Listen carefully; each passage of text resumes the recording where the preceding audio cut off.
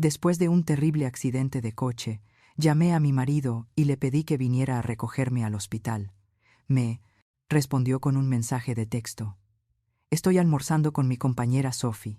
No puedo irme así como así, le contesté. Vale, lo que le dijo el policía cuando se acercó a su mesa en el restaurante. Le hizo desear no haberme dejado esperando. El mensaje de texto llegó mientras yo seguía sangrando. No puedo dejarla, Mariva. Comida con Sophie ahora mismo. Su ex la está acosando. Llama a un taxi. Lo siento, cariño. Miré fijamente las palabras de mi marido a través de la pantalla agrietada de mi teléfono con el hombro dislocado, gritando con cada respiración superficial, y le respondí, con mi única mano buena. Vale. Esa sola palabra pondría fin a nuestros 8 años de matrimonio. Aunque Thomas aún no lo sabía. Estaba demasiado ocupado, consolando a Sophie Duis por su última crisis inventada como para darse cuenta de que su esposa yacía en la sala de urgencias del Hospital Saint-Antoine, eligiendo entre la rabia y la morfina. Las enfermeras me habían preguntado 3 veces si podían llamar a otra persona, a cualquier otra persona. Pero yo seguía, mirando fijamente ese mensaje, leyéndolo una y otra vez, como si las palabras pudieran reorganizarse y cobrar sentido. Mi marido desde hacía 8 años acababa de sugerirme que tomara un taxi para volver a casa desde la sala de urgencias. Después de un accidente de coche que podría haberme matado porque Sophie Dubois, su amiga de la universidad, con un fondo fiduciario y un sinfín de tera le mandora, desastres románticos, lo necesitaba más. Esta mañana parecía ahora una vida diferente. Me había levantado a las 6:30 de la mañana y había preparado el marnadita.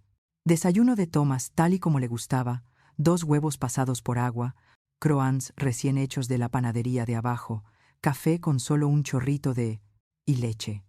Llevaba 8 años preparando el mismo desayuno y podía hacerlo sin pensar. Mis manos sabían qué hacer mientras mi mente divagaba hacia la cena de la conferencia de farmacia de esa noche, donde recibiría mi premio por 5 años de cuarentales. Servicio. Tomás había prometido estar allí, o mejor dicho, había dicho que lo intentaría. Sophie está pasando por otra crisis, anunció durante el desayuno sin apartar la vista de la pantalla de su teléfono. La suave sonrisa que se dibujaba en sus labios era la que solía ver cuando yo entraba en la habitación. Ahora pertenecía a los mensajes de texto. ¿De ella? ¿Otra más?, pregunté con voz neutra, mientras pelaba los huevos con más fuerza de la necesaria. Es la 3ª crisis de este mes. Su ex, él la está acosando. Está asustada, Emma. Marcus, el exnovio, llevaba 6 meses acosando a Sophie, según ella. Era extraño que el acoso solo pareciera producirse los jueves por la tarde, cuando Thomas tenía su pausa para comer más larga. Era extraño que nunca llegara a escalar hasta el punto de llamar a la policía. Quería señalar estas inconsistencias, pero había aprendido que defender a Sophie era la nueva religión de Thomas. En cambio, le recordé la cena en la farmacia. Su respuesta fue predecible. Intentaré ir, pero si Sophie me necesita, ella lo necesitaría. Siempre lo hacía. Los jueves. Lo curioso de las comidas de los jueves era que habían empezado de forma tan inocente que al principio ni siquiera podía enfadarme como es debido. 6 meses atrás, Thomas había traído a Sofía a mi farmacia en el hospital. Ella necesitaba medicamentos para la ansiedad y Thomas quería asegurarse de que recibiera el tratamiento adecuado. Desde detrás del mostrador, observé cómo ella le tocaba el brazo mientras se reía, de algo que él había dicho. El gesto era casual, íntimo, familiar. Thomas había enderezado la corbata cuando ella la elogió, como un pavo real, acicalándose para llamar la atención. Sophie está pasando por un divorcio. Difícil, me explicó esa noche. No tiene a nadie más en París con quien pueda hablar. Una comida se convirtió en 2. De mensual pasó a semanal. 1 hora se alargó a 3. Siempre los jueves, cuando yo trabajaba en el turno de noche, y no llegaba a casa hasta después de las 9. Intenté hablar con él sobre ello el mes pasado. Estábamos tumbados en la cama y podía oler su perfume en su camisa, algo caro y floral que hacía que nuestro dormitorio oliera como las galerías. Lafette, ¿crees que Sophie podría estar aprovechándose de tu amabilidad? Le pregunté con cautela. Thomas se volvió para mirarme con tal sorpresa genuina, que por un momento me pregunté si me había equivocado. Aprovechándose, Emma, ella está destrozada, su ex la maltrata psicológicamente. Tiene ataques de pánico, necesita apoyo. Tiene padres en Londres, tiene un terapeuta, tiene otros amigos. Pero confía en mí, dijo Thomas como si eso lo explicara todo, como si su confianza fuera más importante que nuestro matrimonio. Margaret Morrow, la madre de Thomas, me había acorralado en nuestra recepción de boda hace 8 años. Había bebido demasiado champán, y sus palabras tenían el tono cortante de la verdad que el alcohol tiende a revelar. Eres buena para él, me dijo, no como un cumplido, sino como una valoración. Thomas necesita a alguien práctico, alguien que no le deje ir a la deriva. Tú le mantendrás con los pies en la tierra. Pensé que me estaba dando la bienvenida a la familia. Ahora entendía que me había contratado para un puesto. La guardiana de Thomas, la persona práctica que trabajaba turnos de 12 horas mientras él jugaba en la consultora de su padre, tomándose almuerzos de 3 horas sin consecuencias. La mañana del accidente vi a Thomas prepararse para ir al trabajo con la atención de alguien que memoriza los detalles. Llevaba la corbata Burdeos que Sofía había elogiado la semana pasada, la que le había regalado hace 2 navidades y que había estado guardada en Great Eyck, su armario, hasta que ella mencionó que resaltaba sus ojos. Su colonia era más fuerte de lo habitual. Se recortó la barba con una precisión inusual. ¿Tienes una reunión importante hoy?, le pregunté. Solo es jueves, respondió, y ambos sabíamos lo que eso significaba. Me fui a mi turno en el hospital, pensando en cuándo habíamos dejado de vernos de verdad, cuando me convertí en un mueble más de mi propio matrimonio, cuando su teléfono se volvió más interesante que las conversaciones con su esposa. Las preguntas me acompañaron durante mi rutina matutina en la farmacia, durante la pausa para comer que hice sola en la sala de descanso, durante la tarde que terminaría con mi coche aplastado contra una barrera de hormigón y mi hombro dislocado. No se me escapó la ironía de haber pasado la mañana preparando recetas para la medicación contra la ansiedad de Sophie. La misma medicación que había necesitado durante 6 meses de crisis, los jueves que parecían no tener fin. La misma medicación que le daba una razón para enviar mensajes de texto a mi marido a todas horas, con preguntas sobre los efectos secundarios y los ajustes de dosis. Ahora, tumbada en la sala de urgencias, con los monitores pitando a mi alrededor, pensaba en todas las noches. De los jueves en las que llegaba a casa y encontraba a Thomas ya en la cama, fingiendo estar dormido. Los cargos de la tarjeta de crédito en Locomir, que siempre eran un poco demasiado altos para una comida entre amigos. La forma en que había empezado a mantener su teléfono boca abajo durante la cena. La agente Dupont volvió a aparecer junto a mi cama con una expresión cuidadosamente profesional. Madame Morrow, hemos intentado llamar a su marido 3 veces más. Las llamadas ahora van directamente al buzón de voz. Había apagado el teléfono para que no le interrumpieran durante su almuerzo con Sophie. Darme cuenta de eso me cayó encima, como una manta de plomo. Thomas había elegido deliberadamente estar ilocalizable mientras su mujer yacía en la sala de urgencias. Oficial Dupont, dije con una voz sorprendentemente firme, a pesar de que la medicación hacía que todo me pareciera lejano y confuso. Sé exactamente dónde está mi marido. En Le Comptoir, en la Rue Saint-Honor, está en su mesa habitual junto a la ventana con Sofía. Hice una pausa, saboreando la sangre de donde me había mordido el labio. ¿Le importaría entregarle el mensaje en persona? Me preocupa que no comprenda la gravedad de la situación. La agente Dupont me estudió el rostro durante un momento y vi cómo la comprensión se reflejaba en su expresión. Por supuesto que podemos hacerlo, señora Morrow. Le Comptoir ha dicho. Todos los jueves, confirmé, como un reloj. El reloj de la farmacia marcaba las 18:47. Cuando Sylve, mi supervisora, me pilló en la puerta con el abrigo ya medio puesto. Su expresión transmitía esa mezcla particular de desesperación y autoridad, que significaba que estaba a punto de pedirme algo que yo no quería darle. Emma, odio tener que pedírtelo, pero faltan 3 unidades en el inventario de sustancias controladas. La inspección es el lunes. Necesito a alguien que sepa lo que hace para ayudarme a solucionar esto.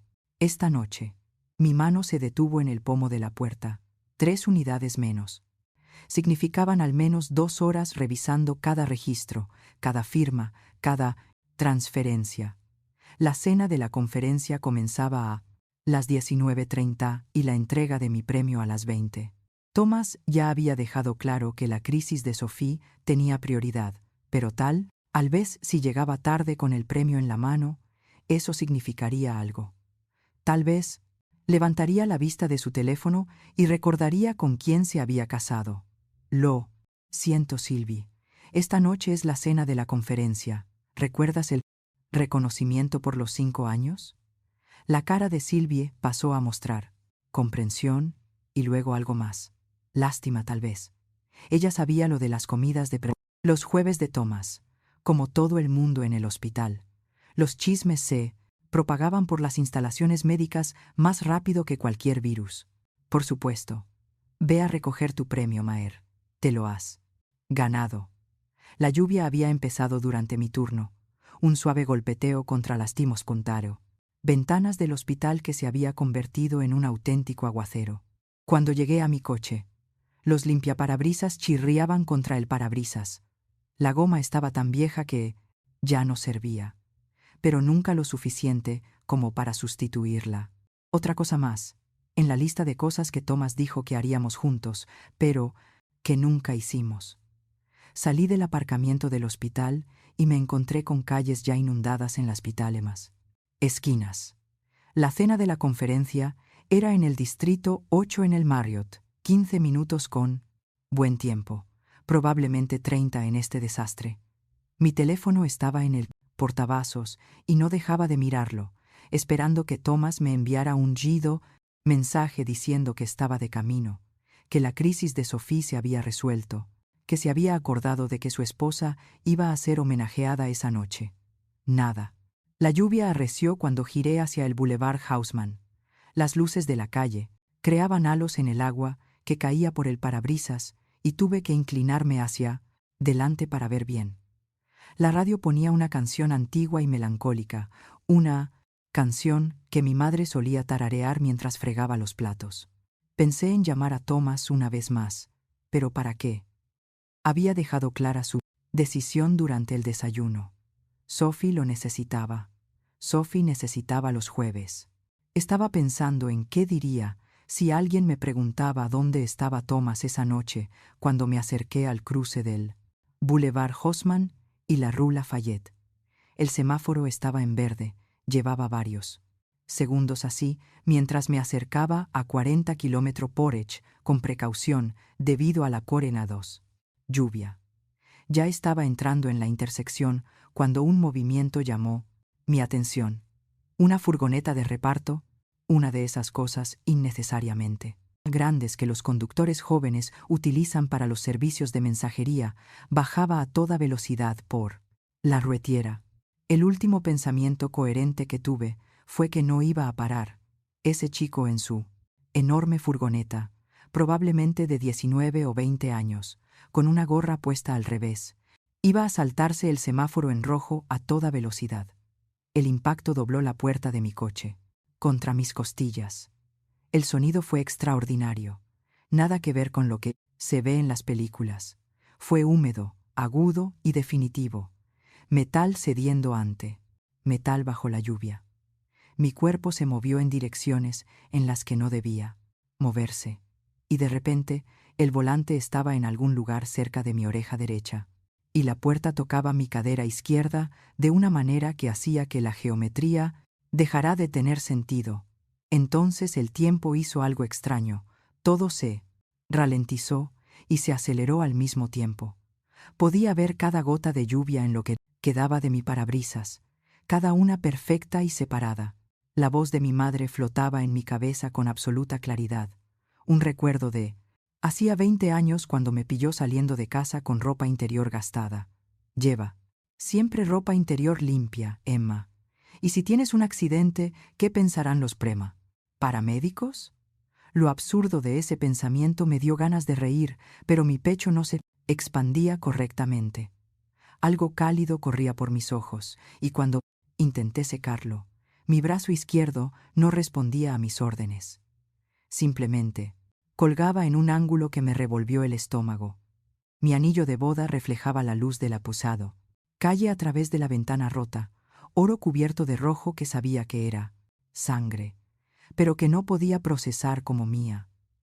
8 años llevando ese anillo, 8 años, creyendo que significaba algo más que una simple joya. Ahora solo era metal en un dedo unido a un brazo que no se movía, cubierto de sangre de una herida en la cabeza que no podía ver, pero que sin duda podía sentir. La radio seguía sonando. A través del caos del vapor del motor destruido y la lluvia que caía por donde antes estaban las ventanas, esa melancólica canción continuaba como si nada hubiera pasado. Mi cerebro, probablemente en estado de shock, decidió que era una información de vital importancia. La canción era la Bien Rose de Edith Piaf. Pude identificarla a pesar de que todo lo mico y demás se había apagado. Una parte de mí lo encontró divertidísimo. Las voces comenzaron a penetrar en la burbuja del shock. Voces masculinas, jóvenes, presas del pánico. El chico de la furgoneta repetía como un disco, rayado variaciones de no la vi. El semáforo estaba en ámbar y está bien, se unieron otras voces. Voces más tranquilas que daban instrucciones sobre no moverme, llamar al SAMU y comprobar si respiraba. Luego, voces familiares, voces profesionales. Los paramédicos llegaron más rápido de lo que parecía posible, aunque el tiempo se había vuelto negociable, así que tal. A veces habían pasado horas. Reconocí la urgencia controlada en sus movimientos, la forma en que se comunicaban con frases cortas y eficientes. Estaban haciendo la evaluación inicial, comprobando las vías respiratorias, la respiración, la circulación, lo básico que se aprende el primer día de cualquier formación médica. Señora, ¿puede oírme? No intente moverse, vamos a ayudarla. La joven paramédica que se inclinaba sobre mí no podía tener más de 25 años. Su compañera parecía aún más joven. Quería decirles que sabía lo que estaban haciendo, que entendía la terminología médica, que trabajaba en Saint-Antoine, pero cuando abrí la boca, lo que salió fue hombro dislocado, posible conmoción cerebral, múltiples laceraciones en la frente y el enderrán, cuero cabelludo. Intercambiaron miradas por encima de mi cabeza, la mirada que comparten los profesionales médicos cuando un paciente podría tener un traumatismo craneal, pero habla con demasiada claridad como para descartarlo. ¿Es usted profesional médico?, preguntó el mayor mientras me colocaba a una vía intravenosa con facilidad. Farmacia Saint-Antoine. Se suponía que debía estar en una cena, premio de 5 años. Las palabras salieron inconexas como cuentas de un collar roto, esparcidas por el pavimento. Trabajaron a mi alrededor con una eficiencia coreografiada, un collarín cervical para proteger mi columna vertebral, un examen minucioso, del hombro que me hizo ver estrellas a pesar de lo que me habían inyectado por vía intravenosa, presión sobre la herida de la cabeza, que aparentemente era más impresionante de lo que yo había pensado, a juzgar por la rapidez con la que se movieron después de verla. Ahora vamos a sacarte. Puede que te duela, puede que te duela. Era la forma en que los profesionales médicos decían, esto va a ser una agonía. Cortaron lo que quedaba de mi puerta con herramientas que sonaban como avispas metálicas enfurecidas. Cada movimiento me provocaba un dolor punzante en el hombro y las costillas. Me concentré en sus caras, en la lluvia que golpeaba sus uniformes, en cualquier cosa, excepto en el dolor que hacía que respirar fuera como ahogarse al revés. Fue entonces cuando la agente Marie Dupont apareció en la puerta de la ambulancia mientras me subían. Reconocí su rostro inmediatamente a pesar de la confusión causada por el shock y la medicación. Ella recogía la medicación para la presión arterial de su madre todos los meses, siempre charlatana, siempre preguntando por mi familia, mi marido, mi vida, Emma. Oh, Maser, soy Marie Dupont, vas a estar bien, tenemos que contactar con alguien. Por ti. ¿A quién debemos llamar? La respuesta automática surgió sin pensarlo. Programada por 8 años de matrimonio. Tomás Moreau, mi marido. Le di el número mientras una parte de mi cerebro gritaba que él no contestaría, que la crisis del acosador de Sophie sería más importante que la emergencia real de Kariama, su esposa, que los almuerzos de los jueves eran sagrados, mientras que los accidentes de los jueves eran un inconveniente. Las puertas de la ambulancia se cerraron, con un golpe seco y definitivo que pareció sellarme en un mundo completamente diferente. El trayecto hasta Tawan duró 12 minutos, según el reloj digital que había sobre mi cabeza, aunque el tiempo se había vuelto elástico y poco fiable desde el momento en que aquella furgoneta de reparto había reorganizado mis planes para la noche, junto con mi estructura ósea. Las baldosas del techo de la sala de urgencias se enfocaron lentamente, mientras me trasladaban de la camilla de la ambulancia a una cama de hospital.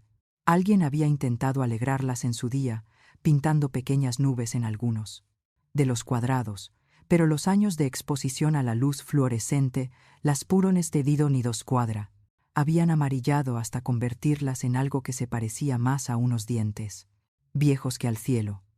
Las conté mientras el doctor Loren manipulaba mi hombro con manos profesionales y sorprendentemente suaves, para alguien que parecía llevar 36 horas sin dormir. Esto va a doler, me advirtió, lo que en lenguaje médico significa prepárate para el dolor. A la de 3, 1, 2, tiró a la de 2. El crujido de mi hombro, al volver a su sitio, me provocó un dolor agudo en todo el lado izquierdo. Las estrellas explotaron ante mis ojos, y por un momento me sentí en otro lugar. Recordé a Thomas el mes pasado cuando condo. Pedí que abriera un frasco de pepinillos. Eres más fuerte de lo que aparentas, Emma, me dijo con ese tono particular de leve molestia que había perfeccionado a lo largo de 8 años. No me necesitas para todo. La ironía de ese recuerdo me afectó más que los analgésicos que me estaban administrando por vía intravenosa. Ahí estaba yo con un hombro legítimamente dislocado, sin fingir nada, y Thomas no estaba por ninguna parte. Me pregunté si creería que era real o si pensaría que también estaba exagerando, del mismo modo que afirmaba que exageraba cuando Sofía acaparaba su tiempo. Ya está, dijo el doctor Loran con evidente satisfacción mientras comprobaba la movilidad de la articulación. Reducción limpia. Te dolerá durante unas semanas, pero no hay daño permanente. La enfermera Patricia apareció junto a mi cama cuando el doctor Logan pasó a atender al siguiente paciente. Patricia llevaba 20 años trabajando en urgencias y eso se notaba en la forma cuidadosa en que se comportaba, como si hubiera aprendido a soportar los traumas de otras personas sin dejar que le afectaran. Su expresión denotaba esa combinación particular de simpatía y profesionalidad, que sugería que tenía noticias que yo no querría oír. Maser, hemos estado intentando localizar a su marido. El número de contacto que le dio al oficial Dupont. Levantó el teléfono del departamento, mostrando el registro de llamadas. 3 intentos. Directamente al buzón de voz. Cada vez. 3 llamadas. 3 veces el hospital había intentado informar a Thomas de que su esposa estaba en la sala de urgencias. Sabía exactamente dónde estaba. Podía imaginarlo en Le Comptoir con su teléfono, boca abajo sobre el mantel blanco, prestando toda su atención a Sophie, mientras ella le detallaba cualquier crisis ficticia que justificara su ausencia. Pero saberlo y aceptarlo eran cosas completamente diferentes. Déjeme intentarlo, dije buscando mi teléfono con mi mano buena. La pantalla estaba llena de grietas por el accidente, pero aún funcionaba. Mis dedos temblaban mientras escribía, aunque no sabía si era por la medicación o por el miedo a saber cómo acabaría todo esto. He tenido un accidente. Estoy en la sala de urgencias de Saint-Antoine. Hombro dislocado, conmoción cerebral. ¿Puedes venir a recogerme? El mensaje apareció como entregado inmediatamente. Entonces aparecieron esos 3 puntos, y mi corazón hizo algo estúpido y esperanzador en mi pecho. Estaba escribiendo. Lo había visto. Quizás las llamadas no se habían conectado correctamente. Quizás había estado en una reunión. Quizás todavía había una explicación razonable, que no implicara que él hubiera elegido a Sophie en lugar de a su seno, esposa herida. Los puntos desaparecieron y reaparecieron varias veces, como si estuviera escribiendo y borrando, tratando de encontrar las palabras adecuadas. Cada vez que desaparecían, mi esperanza se desvanecía un poco más, hasta que finalmente llegó su respuesta, con la suave vibración que una vez me había hecho sonreír cuando vi en mi pantalla. No puedo dejar de comer con Sophie ahora mismo. Su ex la está acosando. Llama a un taxi. Lo siento, cariño. Lo leí 3 veces, segura de que estaba entendiendo mal algo. La conmoción cerebral debía de estar afectando a mi comprensión. Lectora. Seguramente mi marido desde hacía 8 años no acababa de sugerirme que tomara un taxi para volver a casa desde urgencias. Seguramente no había dado prioridad al drama recurrente de los jueves de Sophie sobre la emergencia médica real de su esposa, pero ahí estaba, negro sobre blanco, o más bien azul y gris, en nuestra conversación de texto. 23 palabras que lograban capturar todo. Lo que estaba mal en nuestro matrimonio en un solo mensaje. El desprecio casual, la priorización de la crisis inventada de otra persona, la sugerencia de que me encargara de mi propio transporte de emergencia como si hubiera pinchado una rueda en lugar de estar a punto de morir. Algo se rompió dentro de mi pecho mientras miraba fijamente ese mensaje. No era exactamente mi corazón, aunque sin duda también estaba involucrado. Algo más grande que eso, más estructural. El marco que había mantenido mi vida, unida durante 8 años, la creencia básica de que cuando realmente importaba, cuando las cosas se ponían feas y todo se desmoronaba, Thomas me elegiría a mí, nos elegiría a nosotros, recordaría los votos que había hecho delante de nuestras familias y amigos. Patricia seguía allí observando cómo cambiaba mi rostro mientras procesaba la respuesta de mi marido. Probablemente había visto esta misma escena cientos de veces con Porcomar. Diferentes variaciones. El cónyuge al que no le importaba, la pareja que tenía algo más importante que hacer, el contacto de emergencia que no estaba interesado en la emergencia. ¿Va a venir alguien a recogerte, Maher?, preguntó con delicadeza. Volví a mirar mi teléfono al mensaje de Thomas, que estaba allí como una prueba en un caso que no me había dado cuenta de que estaba construyendo. Luego miré a Patricia, a su rostro, amable, que había visto demasiadas decepciones como para sorprenderse ya por nada. No dije, y mi voz me sonó extraña a mis propios oídos, tranquila y decidida, pero tengo que hacer otra llamada. Busqué entre mis contactos hasta encontrar el número de la agente Dupont, que aún conservaba desde que me lo había dado meses atrás durante los robos en la Portados. Farmacia, contestó al segundo tono con voz cálida y preocupada. Emma, ¿cómo estás, Maher? Estaba preocupada.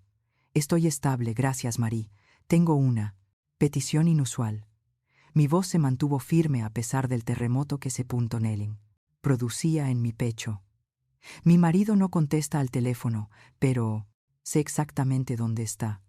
En Le Comptoir, en la Rue Saint-Honoré. Está en su mesa habitual junto a la ventana con Sophie Duis. Hubo una pausa al otro lado de la línea, y pude sentir que Marie procesaba lo que realmente le estaba pidiendo. ¿Sería posible que alguien se lo notificara en persona? Continué pronunciando cada palabra de forma deliberada y clara.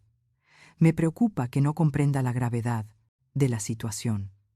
Otra pausa, esta vez más larga. Cuando Marie volvió a hablar, su tono había cambiado ligeramente y transmitía una comprensión que me hizo Querer llorar por primera vez desde el accidente. Por supuesto que podemos hacerlo, Emma. Le Comptoir ha dicho. Enviaremos a unos agentes inmediatamente. Gracias. Estará en la mesa junto a la ventana, la que da a la plaza con Sophie Dubois. Quedan allí todos los jueves. Todos los jueves, repitió Marie. Y esas 2 palabras tuvieron más peso del que deberían haber tenido. Después de colgar, me recosté contra la almohada del hospital y cerré los ojos, imaginando lo que estaba a punto de suceder. Le Comptoir con sus copas de cristal y sus servilletas cuidadosamente dobladas. Thomas inclinándose hacia delante para escuchar cada palabra de la última crisis de Sophie, probablemente con la mano de ella sobre su brazo, ese contacto casual que lo significaba todo y nada. Entonces se abriría la puerta. Entrarían los agentes, con sus uniformes oscuros y oficiales, en contraste con la elegancia de los manteles blancos. Las conversaciones se detendrían, los tenedores se detendrían a medio camino de la boca, y todos los comensales del Hesperia, restaurante, se volverían para ver cómo la policía se acercaba a la mesa de Thomas. La mano perfectamente manicurada de Sophie se llevaría a la boca. El rostro de Thomas pasaría por la confusión, la irritación y finalmente la comprensión. El silencio era total. Mientras el agente Dupont explicaba que su esposa había sufrido un grave accidente, que estaba en la sala de urgencias, que llevaban horas intentando localizarlo. La sala de urgencias había desarrollado su propio ritmo a mi alrededor, mientras yo esperaba lo que fuera que viniera. Después, el pitido constante de los monitores, el suave chirrido de los zapatos de las enfermeras sobre el suelo pulido, el murmullo lejano de las crisis, de otras personas que se gestionaban con eficiencia profesional. Había cerrado los ojos sin dormir, sino flotando en ese espacio medicado entre la conciencia y los sueños, cuando mi teléfono vibró contra la manta del hospital. Llegaron 3 mensajes de texto en rápida sucesión, y el nombre de Thomas iluminó mi pantalla rota como una señal de advertencia. Emma, lo siento mucho, no me di cuenta de que era tan grave. ¿Por qué el hospital no llamó más de una vez? Enviar a la policía fue completamente innecesario y vengativo. Me quedé mirando los mensajes, observando cómo se desenfocaban, volvían a enfocarse, mientras mi conmoción cerebral convertía la lectura en una aventura de paciencia. La progresión era casi fascinante en su previsibilidad. Disculpa, evasiva acusación. El manual de Thomas Morrowe para eludir la responsabilidad entregado en tiempo real. Mientras yo yacía en una cama de hospital con 15 puntos decorando mi frente. Otro zumbido. Estás exagerando. 4 mensajes, 4 intentos diferentes de hacerme responsable. El accidente fue lo suficientemente grave como para merecer una disculpa, pero no lo suficientemente grave como para dejar el almuerzo. El hospital debería haber intentado ponerse en contacto con él como si 3 llamadas al buzón de voz no fueran suficientes. Enviar a la policía fue vengativo, no una respuesta necesaria a su deliberada indisponibilidad. Y por último, la joya de la corona de su estrategia de evasión. Estaba exagerando. Mi mano buena temblaba mientras dejaba el teléfono a un lado sin responder. ¿Qué podía decir? ¿Que un hombro dislocado y un traumatismo craneal no eran lo suficientemente dramáticos como para llamar su atención? ¿Que su esposa, sangrando en la sala de urgencias, debería haber esperado pacientemente a que se resolviera la crisis de Sophie? La cortina que rodeaba mi cama se movió, y David entró con aspecto de haber atravesado un infierno para llegar hasta allí.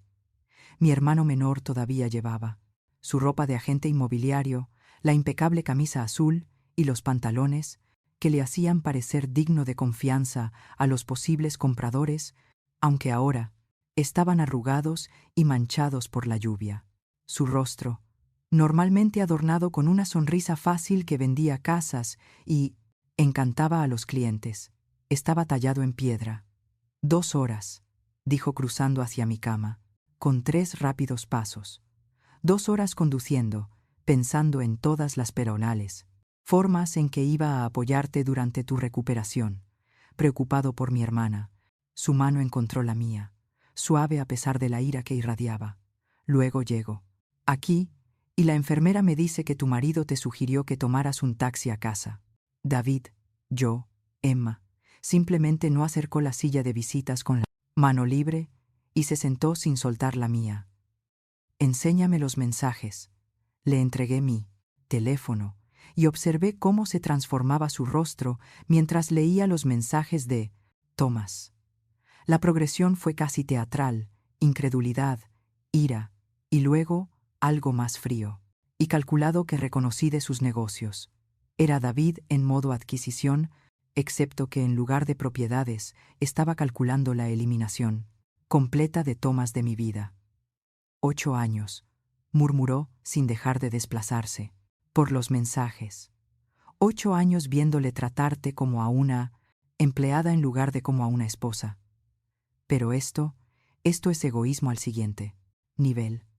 Sacó su propio teléfono y sus dedos volaron por la pantalla con una eficiencia entrenada. Voy a llamar a Bernard, el cerrajero. Me debe un favor. Puede cambiar tus cerraduras para mañana por la mañana. David. No sé si y a la empresa de mudanzas de la Crua se especializan en cominonos elárminos erantes erupas en alte. Traslados rápidos, divorcios, problemas domésticos, ese tipo de cosas, muy discretos, muy profesionales. La rapidez con la que lo hacía me mareaba más que la conmoción cerebral. Han pasado 8 años, David. No puedes que exigirle a tu marido un mínimo de decencia humana, esperar que aparezca cuando estás en el hospital. Su voz se suavizó ligeramente, pero sus dedos no dejaron de teclear. Emma, él prefirió almorzar con otra mujer antes que acudir a tu emergencia médica. Eso no tiene vuelta atrás. Mi teléfono volvió a vibrar. Esta vez no era Thomas, sino una notificación de Instagram. Sofío me había enviado un mensaje. Estuve a punto de no abrirlo, demasiado agotada para lidiar con cualquier drama que quisiera compartir, pero la curiosidad pudo más. El mensaje era más largo de lo esperado, y leerlo fue como ver cómo la última pieza de la imagen cuidadosamente construida por Thomas se desmoronaba. Emma, estoy mortificada por lo que ha pasado hoy. Cuando la policía llegó a nuestra comida, me sorprendió que Thomas no se hubiera marchado inmediatamente después de tu mensaje. Le pregunté por Mida, que no había ido a buscarte de inmediato. Tuve que hacer una pausa. Mi visión se nubló ligeramente antes de continuar. Dijo que siempre exagerabas las cosas para llamar la atención, que probablemente estabas bien y solo intentabas manipularlo para que se fuera. Incluso después de que los agentes le explicaran lo del accidente, siguió insistiendo en que estabas exagerando. Nunca en mi vida me había sentido tan disgustada con alguien. David estaba leyendo por encima de mi hombro y su expresión se ensombrecía con cada palabra. No tenía ni idea de que realmente estabas herida. Él lo hizo parecer como si hubieras tenido un pequeño choque, y lo estuvieras convirtiendo en algo más grave. Siento mucho haber participado en esto sin saberlo. Thomas ya no es bienvenido en mi vida. Espero que te recuperes pronto y encuentres el apoyo que te mereces. El mensaje permanecía allí como una prueba, en un juicio del que no me había dado cuenta. Thomas no solo había restado importancia a mi accidente, sino que además había descrito a Sophie que yo era manipuladora y buscaba llamar la atención. Incluso cuando los agentes uniformados le explicaron que estaba en urgencias con lesiones importantes, él siguió, insistiendo en que estaba exagerando. Envíame esa captura de pantalla, dijo David en voz baja. Bernard puede estar allí mañana a las 8 de la mañana de la Qua Moving a mediodía. ¿Qué te parece una notificación formal redactada por Minore, amigo abogado enviada por correo certificado? Miré a mi hermano, este hombre que había conducido 2 horas sin dudarlo cuando lo necesitaba, que ahora estaba tramando la disolución de mi matrimonio, con la misma precisión con la que cerraba acuerdos inmobiliarios. No me había dicho ni una sola vez, te lo dije, aunque me había advertido sobre Thomas hacía años, al principio, con delicadeza al principio y luego con más insistencia, a medida que los patrones se hacían evidentes. Dirá que estoy exagerando, dije, aunque las palabras me sonaban, huecas incluso mientras las pronunciaba, que lo haga. Mientras lo dice, sus pertenencias estarán en cajas y se cambiarán las cerraduras. David me apretó la mano con delicadeza. Emma, hoy te ha mostrado exactamente quién es. Cuando más lo necesitabas, ha elegido a otra persona. Eso no es un marido, es solo un tipo con el que vives. Pensé en Tomás, en Le Comptoir, en cómo su rutina de los jueves había sido más importante que la emergencia de su esposa. Cómo me había descrito a Sophie, pintándome como histérica y manipuladora, para justificar su ausencia en cómo, incluso ahora, después de la premieros, notificación de la policía y la humillación pública, seguía intentando hacerme sentir culpable. Llama a Bernard, dije con voz firme a Pa. Pesar de todo. Mañana a las 8. David asintió buscando ya el contacto. Y, de la CR Moving, sí, todas sus cosas empaquetadas y listas. Mi hermano sonrió. Por primera vez, desde que entró, aunque no era una expresión feliz. Era la sonrisa de alguien que veía cómo finalmente se hacía justicia, aunque viniera acompañada de dolor y batas de hospital. Yo me encargaré de todo, dijo, y yo sabía que lo haría. Mientras Tomás probablemente seguía en ar. Le Comptoir tratando de salvar su dignidad ante Sophie y los clientes del restaurante, que habían presenciado su humillación pública. David ya estaba desmantelando la vida que habíamos construido juntos. Con precisión quirúrgica. Mi teléfono vibró una vez más.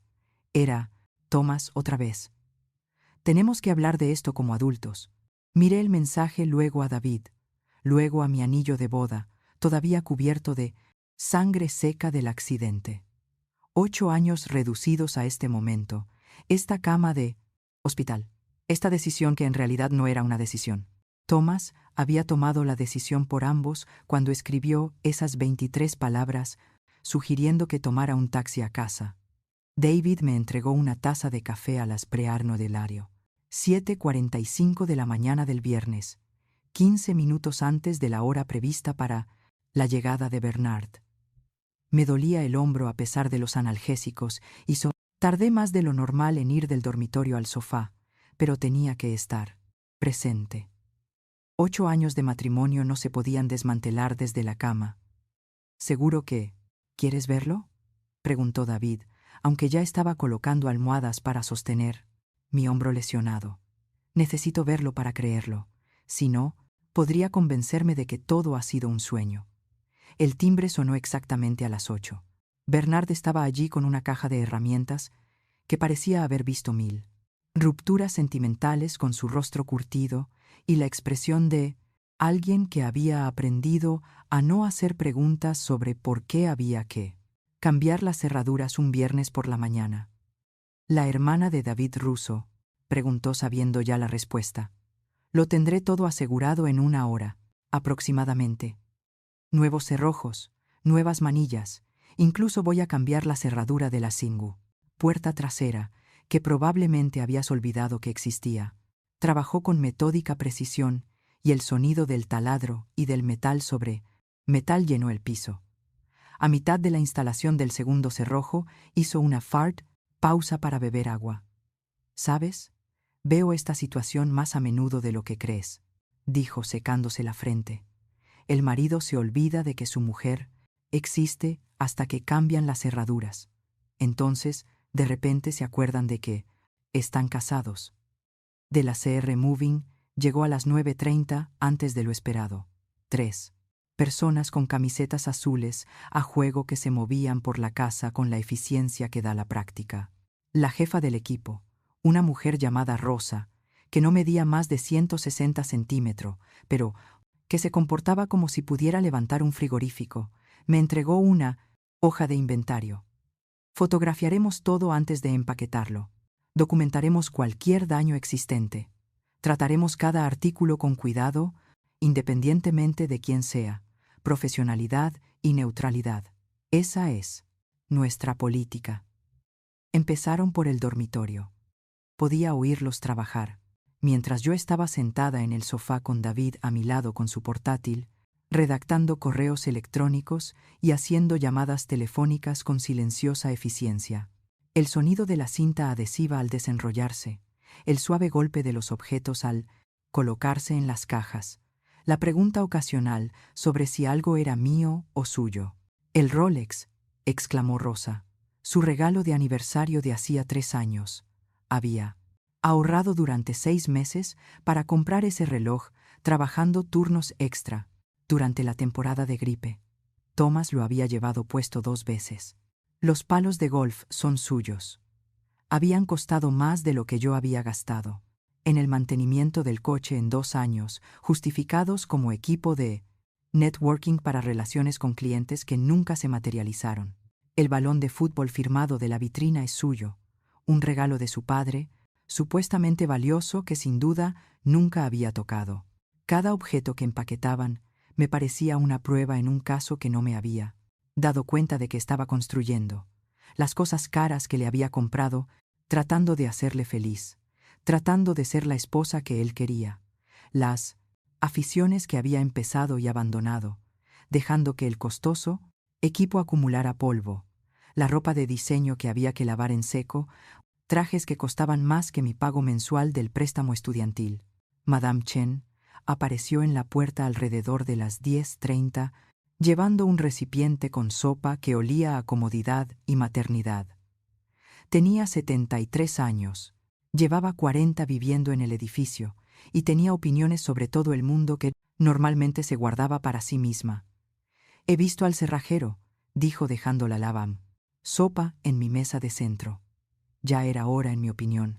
«Madame Chen, ese hombre nunca te mereció, trabajando a todas horas». Mientras él hizo una pausa, y de repente se interesó mucho en ajustar la tapa del meray, recipiente de sopa. Mientras él, ¿qué? Su rostro se arrugó, con incomodidad. «No quiero molestarte más, Mayer. Ya has pasado por bastante. Por favor, sea lo que sea, necesito saberlo». Suspiró y se sentó en la silla, frente a mí con los movimientos cuidadosos de alguien cuyas articulaciones protestaban ante la Quantinol Brotesieros. Mayoría de las actividades. Esta mujer, la del Mercedes blanco, ha estado viniendo los martes por la tarde, a veces los jueves por la mañana. Cuando tú estás en el trabajo, se queda 1 o 2 horas. Sophie conducía un Mercedes blanco. Los martes por la tarde siempre trabajaba hasta tarde, preparando el inventario del miércoles por la mañana. La Mardoco. Información encajó como los números de una cerradura de combinación. ¿Cuánto tiempo? Quizás 3 meses. No quería decir nada, sin estar segura, y luego no sabía cómo sacarlo a colación. Y «No pasa nada, señora Chen, gracias por contármelo». Se acercó y me dio una palmadita en la nara. «Mano buena. He traído sopa de divorcio. Es una receta de mi madre. Me la preparó hace 40 años, cuando dejé al señor Chen. La mejor decisión que he tomado nunca». Después de que se marchara, me quedé sentada con esta nueva información, añadiéndola a la creciente pila de pruebas de que mi matrimonio había terminado mucho antes del accidente de Profero. Ayer, Sophie no solo había estado almorzando con Thomas, había estado viniendo a nuestra casa, probablemente a nuestra cama, mientras yo llenaba recetas, contaba pastillas y hacía turnos extra para pagar sus costosos gustos. Emma Rosa estaba en el pasillo con una pregunta en su rostro. «La oficina en casa. Hay mucho papeleo. ¿Cómo quieres que lo manejemos?» Me obligué a levantarme con la mano de David en mi brazo, bueno para apoyarme, y caminé hacia lo que había sido la oficina de Thomas. Sus diplomas universitarios en la pared, las certificaciones de la empresa de su padre, fotos de él en cenas de negocios y retiros de la empresa. Todo ello una imagen de éxito cuidadosamente construida que yo había estado financiando durante 8 años. Empaqueta todo, todo lo que sea suyo. Miré nuestra foto de boda en su escritorio, los dos sonriendo, sin saber que me estaban contratando para un puesto en lugar de entrar en una sociedad. Las fotos de la boda, especialmente esas. Sonó el teléfono de David por el tono de la conversación era su amigo abogado. pude oírle dictar los términos, un lenguaje jurídico preciso, que transformaba mi desastre emocional en papeleo. Fin de la convivencia. 48 horas para recoger las cosas sin contacto directo. Toda la comunicación a tres, a través de un representante designado. Al mediodía, nuestro piso se había transformado. 63 cajas se alineaban en la entrada, cada una con el nombre de Thomas y una descripción general del contenido. Las paredes mostraban rectángulos pálidos, donde antes colgaban sus fotos. El armario parecía enorme con solo mi ropa. De repente, la encimera del baño tenía espacio para que yo pudiera colocar mis cosas en lugar de tenerlas amontonadas en una esquina. «Esto necesita tu firma», dijo David presentándome la notificación formal que había redactado su amigo abogado. Era hermosa en su simplicidad, sin emociones, sin acusaciones, solo hechos. Las pertenencias de Thomas estaban empaquetadas. Tenía 48 horas para recogerlas. Se habían cambiado las cerraduras. Cualquier intento de contacto directo se consideraría acoso. Lo firmé con mi mano buena, con la pluma torpe pero manejable. Me sentí como si estuviera firmando los papeles de alta de un paciente que había ocupado una cama durante demasiado tiempo, impidiendo que alguien que realmente necesitaba cuidados recibiera ayuda. «Lo enviaré por correo certificado», dijo David. «Lo recibirá hoy. Dirá que estoy exagerando, que estoy siendo dramática, que se lo diga a las cajas». Rosa se acercó con su hoja de inventario final. 63 cajas en total, todo fotografiado y documentado. Podemos almacenarlas si no se recogen en el plazo especificado. 63 cajas. 8 años de la presencia de Thomas en mi vida, reducidos a un número en el formulario de una empresa de mudanzas. Parecía demasiado, y a la vez, insuficiente para reflejar casi una década de matrimonio. «Gracias», le dije a Rosa, y lo decía en serio. Había tratado sus cosas con más cuidado del que él había mostrado por mi emergencia. «Maser, esto es lo que hacemos», dijo, dejando entrever ligeramente su máscara profesional. «Y entre tú y yo, los que dan prioridad a las citas para almorzar sobre las visitas al hospital, por lo general terminan dándose cuenta de lo que han perdido unos 3 meses demasiado tarde». La alerta de la cámara del timbre llegó. A las 14:47 del sábado por la tarde. David estaba en la cocina preparando sándwiches, insistiendo en que tenía que comer algo más que la sopa del divorcio de Madame Chen, cuando mi teléfono vibró con la notificación de detección de movimiento. Casi no miré, pensando que podría ser un repartidor o alguien dando vueltas en el patio, pero algo me hizo abrir la Uralda. Aplicación. Thomas estaba en la puerta con aspecto de alguien a quien le hubieran quitado las pilas. Su cabello, normalmente perfecto, estaba erizado en ángulos extraños, y la camisa de trabajo del día anterior estaba arrugada y desabrochada. Por un lado, detrás de él, Marguerite Moreau salió de su Audi negro con gafas de sol a pesar del cielo nublado y la boca tan apretada que parecía dibujada con una regla. «Ya están aquí», le dije a David, quien inmediatamente abandonó los Marianne sándwiches para ponerse detrás de mí y mirar la pequeña pantalla por encima de mi hombro. Thomas levantó la mano hacia el timbre, pero luego la dejó caer. Se volvió para mirar a su madre, que ya se acercaba con el paso decidido de alguien que se enfrenta a una tarea desagradable, pero necesaria. A través del audio de la cámara podía oír su conversación. «Solo tienes que llamar. Thomas, ha cambiado las cerraduras. No va a contestar. Entonces usaremos el interfono. Ponte derecho. Pareces patético». Marguerite pulsó el timbre con un dedo bien cuidado, y el sonido resonó en mi piso como el martillo de un juez. No me moví del sofá. David me apretó suavemente el hombro sano, un recordatorio silencioso de que esta vez no estaba sola. Después de 30 segundos, Marguerite pulsó el botón del interfono. Su voz crepitó a través del altavoz con el mismo tono que había utilizado en las cenas familiares, cuando pedía a la ama de llaves que recogiera los platos. «Emma, soy Marguerite Moreau. Hemos venido a recoger las pertenencias de Thomas, tal y como se especifica en su aviso. Por favor, confirme que los artículos están listos para su retirada. No dijo cómo se encuentra después del accidente. Ni siento mucho lo ocurrido. Solo se centró en los negocios, lo cual sinceramente fue más honesto que lo que había sido en 8 años, fingiendo que yo era lo suficientemente buena para su hijo. David se acercó y pulsó el botón de respuesta. Madame Morrow, soy David, el hermano de Emma. Las cajas están en la entrada. La puerta se abrirá a distancia. Por favor, complete la recogida en 30 minutos. Hubo una pausa antes de que Marguerite respondiera con una voz aún más fría. Entendido.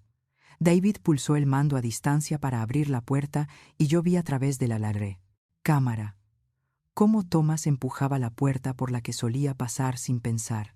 Se detuvo justo en el umbral, mirando fijamente la pared de cajas como si estuvieran escritas en un idioma extranjero. Movió la boca, pero la cámara no captó lo que dijo. Marguerite lo empujó examinando los artículos, embalados con la eficiencia de alguien que realiza un inventario. Empieza a cargar, le indicó a Thomas, que aún no se había movido, cuanto antes. Terminemos mejor. Thomas cogió la primera caja etiquetada como material de oficina, y vi cómo cambiaba su expresión al darse cuenta de lo que estaba pasando. No se trataba de un gesto dramático del que pudiera salir con palabras. Era real, definitivo, empaquetado y etiquetado con una precisión que no dejaba lugar a negociaciones. Llevó la caja al Audi caminando como alguien que está bajo el agua. Marguerite supervisaba desde la puerta, indicándole de vez en cuando que tuviera cuidado con ciertas cajas, tratando todo el proceso como una transacción comercial que debía supervisar. Pero en la que no quería ensuciarse las manos.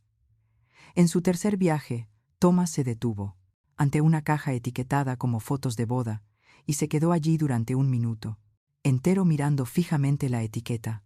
Sus hombros se hundieron de una forma que nunca había visto antes, como si alguien le hubiera dejado sin aire. La aguda voz de Marguerite interrumpió el momento que estaba viviendo. Tomás, no. Tenemos todo el día. Sophie te ha estado llamando repetidamente. Sophie. Incluso ahora, incluso en esta situación, ella seguía siendo la prioridad. Thomas cogió la caja y continuó su mecánico viaje hacia el Lorera, coche. Me encontré estudiándolo a través de la cámara a este hombre con el que había pasado 8 años y me di cuenta de que estaba mirando a un extraño sin su confianza.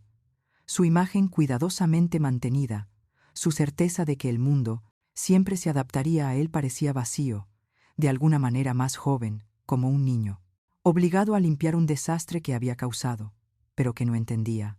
Utensilios de cocina caros, leyó Thomas en una caja levantándola con cuidado. Las sartenes de cobre que había insistido en que necesitábamos, aunque nunca había cocinado ni una sola comida. La cafetera Expreso, que costó 2.000 euros y hacía un café idéntico al de nuestra. Antigua cafetera, la mandolina todavía en su embalaje original. Marguerite permaneció en su puesto junto a la puerta, mirando de vez en cuando su teléfono, probablemente calculando cómo afectaría esta vergüenza a su posición social. Tendría que explicar a su club de lectura por qué su nuera ya no asistía a las reuniones familiares. Tendría que encontrar una nueva explicación para el repentino estado civil de soltero de Thomas, que no implicara que había abandonado a su esposa lesionada por una cita para almorzar. Caja por caja, Thomas vació la entrada, su ropa de diseño, su equipo de ejercicio que había usado 2 veces, su colección de relojes, sus trofeos de golf de los torneos de la empresa. Cada viaje al coche parecía agotarlo. Sus pasos se volvían más pesados y su rostro más demacrado. En lo que debió de ser su 15º viaje, se detuvo ante una pequeña caja con la etiqueta miscelánea personal y la abrió. Allí mismo en la entrada pude ver cómo sacaba algo pequeño, tal vez su anillo universitario o los gemelos que le había dejado su abuelo. Se quedó allí de pie, de espaldas a la cámara, con los hombros ligeramente temblorosos, sosteniendo lo que fuera. Thomas, La voz de Marguerite era tan aguda que parecía capaz de cortar cristal. Este no es ni el momento ni el lugar para dramatismos. Dramatmos, la misma palabra que había utilizado para referirse a mi accidente. Debía de ser una de las favoritas de la familia que sacaban a relucir cada vez que las emociones amenazaban con complicar las cosas. Cerró la caja y la llevó, pero cuando volvió a por la siguiente carga, tenía los ojos enrojecidos. No sabía si era por las lágrimas o por la falta de sueño, y descubrí que no me se la mércolas partiza. Importaba especialmente. Todo el proceso duró 22 minutos, 8 años de acumulación, 22 minutos de mudanza. Thomas echó un último vistazo al recibidor, comprobando que no se hubiera dejado nada. Y por un momento miró directamente a la cámara del timbre. Nuestras miradas se cruzaron a través de la brecha digital y vi algo que nunca antes había visto en su rostro: comprensión. No era exactamente arrepentimiento ni una disculpa, sino el reconocimiento de lo que había tirado por la borda por una comida de jueves. Marguerite apareció a su lado. «¿Eso es todo?» «Sí», dijo Thomas con una voz apenas audible a través del altavoz. «Eso es todo». Marguerite se acercó al interfono por última vez. «Se han recogido los objetos». Thomas quería que yo. Hizo una pausa, y por primera vez su compostura se resquebrajó ligeramente. «Quería que te dijera que dejó la llave de su casa en la encimera de la cocina la semana pasada. La semana pasada, antes del accidente. Ya se estaba alejando, probablemente planeando su estrategia de salida, mientras yo trabajaba turnos extra y le preparaba el desayuno. La información debería haberme dolido, pero en cambio sentí como si la última pieza del rompecabezas encajara en su lugar. Se marcharon sin decir nada más. El Audi se alejó con 63 cajas con la vida de Thomas apiladas en el maletero y el asiento trasero. Lo observé hasta que el coche dobló la esquina y desapareció, llevándose consigo 8 años de mi vida que nunca recuperaría, pero que ya no quería. David me ayudó a levantarme y juntos recorrimos el piso. El lavabo del baño parecía enorme sin el arsenal de productos de Thomas. El armario parecía resonar con todo su espacio vacío. La pared del salón mostraba rectángulos pálidos donde habían colgado sus diplomas y premios como fantasmas de logros que nunca habían sido tan impresionantes como él fingía. Me quedé un momento más en el salón vacío, pasando mi mano buena por la pared donde había colgado el diploma de Thomas. La pintura era ligeramente más brillante allí, protegida de años de luz solar, un rectángulo perfecto de lo que solía ser. David ya estaba en la cocina terminando los sándwiches que había abandonado antes, cuando mi teléfono vibró con un mensaje de mi colega Melissa. Habían pasado 2 semanas desde que las cajas se fueron con el Audi de Marguerite. 2 semanas aprendiendo a existir en espacios que se sentían demasiado grandes, demasiado silenciosos, demasiado míos. Mi hombro se estaba curando, me habían quitado los puntos y en demasiado míos y había vuelto a trabajar a tiempo parcial, a pesar de las protestas de David, que decía que necesitaba más descanso. «Nunca adivinarás a quién vioche», decía el mensaje de Melissa. «A tu ex en los Sullivans en el centro, completamente borracho, contando a todo el mundo en el bar que tú habías exagerado por un choque leve. Dijo que Sophie estaba pasando por una crisis mental y que lo necesitaba más. El camarero finalmente le cortó el grifo cuando empezó a llorar sobre su whisky». Leí el mensaje 2 veces, imaginándome a Thomas en O'Sullivan's, un bar de mala muerte al que hace 6 meses habría considerado indigno de él. Ahora estaba allí, borracho y desesperado, contando una historia en la que él era la víctima de la reacción exagerada de su dramática esposa. El mismo hombre que me había sugerido que tomara un taxi desde la sala de urgencias ahora lloraba en su whisky barato por sentirse incomprendido.